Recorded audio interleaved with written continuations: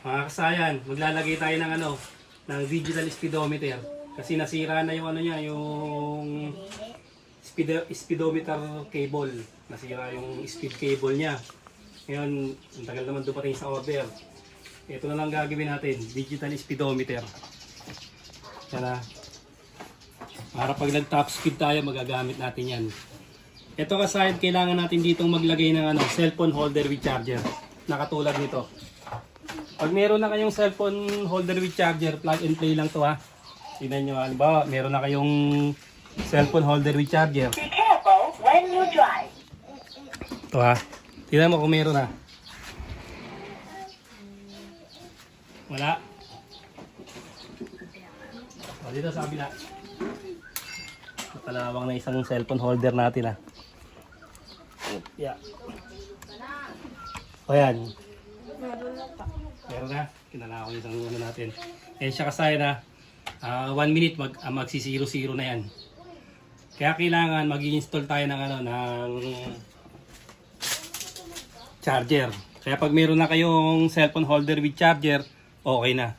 And ito lang yung kukunin natin. Lalagay natin sa accessory wire yung red at saka yung black sa negative. Pwede tayong kumuha dito ha. Halimbawa, anong Rusi Macho, Motor Star. Pwede na kayong kumuha dito sa sa negative ng ng sa body ground. Kasi sa busina nito may positive na pwede kayong kuwanan. Pwede rito ha. Pwede rin palusutin yung yung wire papunta dito sa accessory wire. Kung saan yung kayo madadalian, pwede kayo doon maglagay. Ngayon ito kasi ginawa ko ng positive trigger kaya yung busina nito ay negative na yung yung isa trigger. Kaya ang kukuha na natin dito na lang sa taas. Dito ha. Pwede rito, pwede rito. Kasi pag dito tayo kukuha, simulan natin. Hindi pa nagsisiro-zero. Pag dito tayo kukuha dito kasaya na, dito sa may accessory wire, dito tayo magbubukas dito. Itong wire, pagagapangin lang natin papunta ron. Papasok lang natin. Dito na tayo mag-wiring. Pwede. Ito, dito lang tayo maglalagay ha. Pero yung kulay dito, yun din ang ilalagay nyo. Halimbawa, kulay nito, green, negative. Tapos yung black ay accessory wire. O, dito tayo sa may papagapangin lang natin yung yung papagapangin lang natin itong wire. Please make your alarm system. Kasi mahaba itong wire ng ng digital speedometer.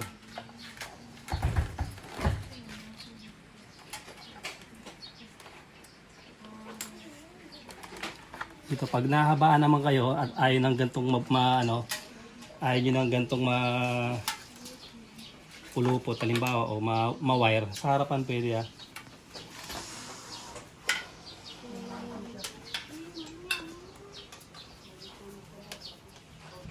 Tingnan nyo ang haba kasi nito eh. Kaya pwede na siya ron. Tapos i-ano lang natin dyan. Lagyan natin siya ng cable tie. Ito magiging formahan niya.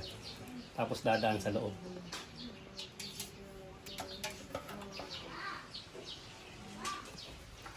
Ito na sa ilalim.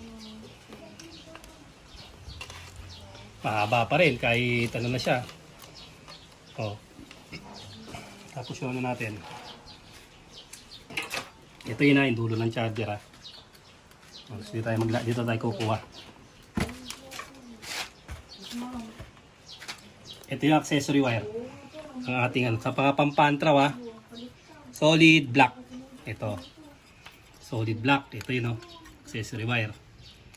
Tapos itong negative natin. Pwede na tayo sa battery. Kasi lapit naman dito. Negative Ito. Tapos accessory wire. Itong accessory wire. Ito siya ba. Yan. Accessory wire dumiretso dito Yun, accessory wire sa black. Ito accessory wire to. Tapos yung negative natin ito. Negative. Ito accessory wire. Solid black lang ha. Kung sa harness naman kayo maglalagay, solid green. Solid green ha. Ito katulad dito. Oh. Yung mga negative natin. Ito, tutok dito. Yun. Yung green na yun. Pero ito, dahil magkatabi na to, kung mapapansin nyo, ito, papunta accessory. Tapos ito yung negative.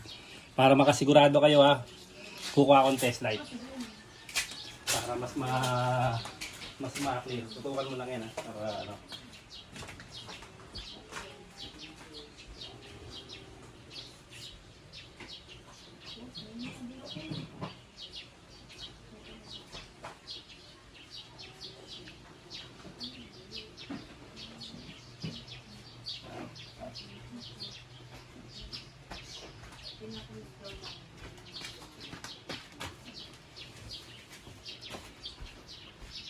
Nagre-request sa atin ng top speed eh, di natin maanoan.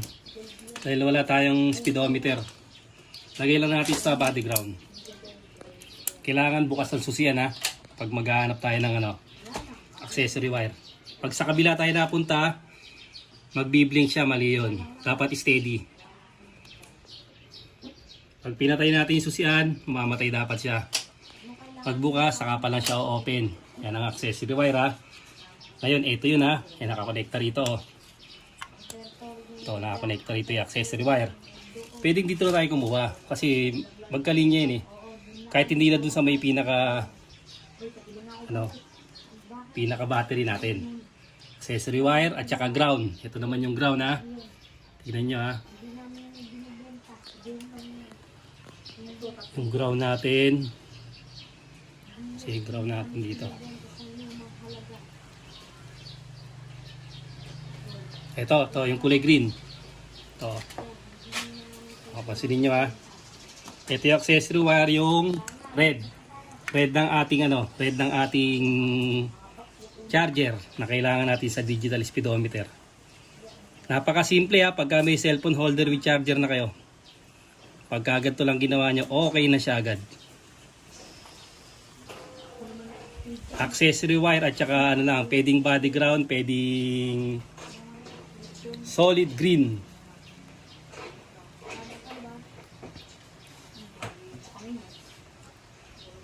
Rusi, Euro, Motorstar, Skygo.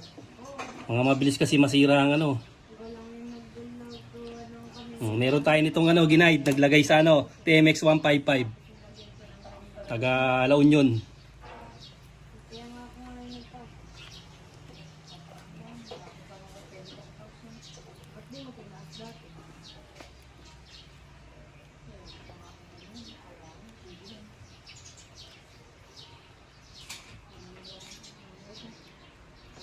Cellphone holder with charger. Kung paano maglagay ng voltmeter, ganun din siya ilalagay. Tapos ito na yung natin.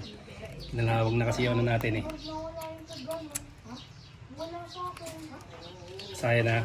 So yung mga wire, ayusin namin itong mga kasayan tong wire ha. Ayusin namin tong wire. Pagka nakaayos na, iti-testing na natin. Kaya na siya kasayan ha. Tapos, pinaikot natin yung wire. Tago lang din para di naman siya pangitigdan. Ito yung wire niya. Para pag lubi ko, hindi siya masagi. Diretso rito. Ito siya. Accessory wire lang ha. Accessory wire sa may flash relay. Tsaka negative ng battery. Pag dito naman, ganun din. Accessory wire, solid black. Tapos kung hindi kayo magbabody ground, solid green. Solid green. Kung dito kayo kukuha ha. Rusi Macho, sa busina lang kayo, mayroon positive. Tapos ngayong kasayan, ito nang kinuha ko ha. Kinuha ko lang yung niya, ito yun Dito natin pinuwesto. Yung charger. Pero kung may charger na kayo, tapos na kagad, pag suksok nyo, okay na kagad. 1 minute, gagana na yan. Takpan lang natin, tapos pwede na natin siya i-try.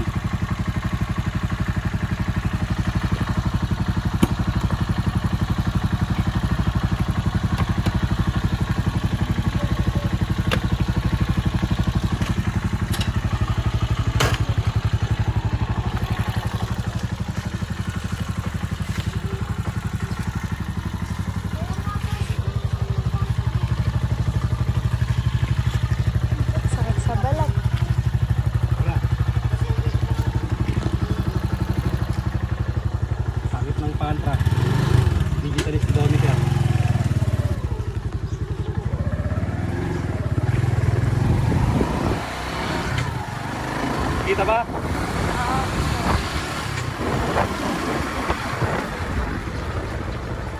Depende sa inyo saan ko sa inyo iano ha, ilalagay ha.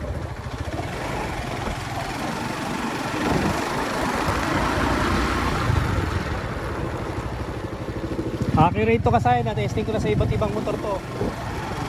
Nilagay ako sa kolong-kolong ko sa XRM 110.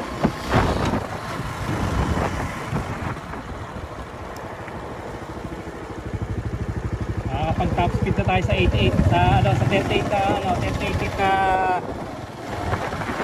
sprocket. Ha? Hindi nakikita. Pero kanina nakita. Oo. Hindi na pagdubili ba? Ay pagka ano. O yan. Yan. Nakita na. Okay na to kasayang kasi meron pa naman tayong ano eh. Meron pa naman tayong top speed. Subukan natin mag top speed kasi meron tayong nag-message sa atin yung macho niya. Hanggang 60 lang yung takbo. Papatunayan natin na hindi lang 60 ang takbo ng macho, 175. Kaya, kita.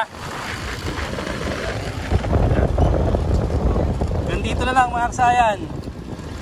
Salamat sa panonood.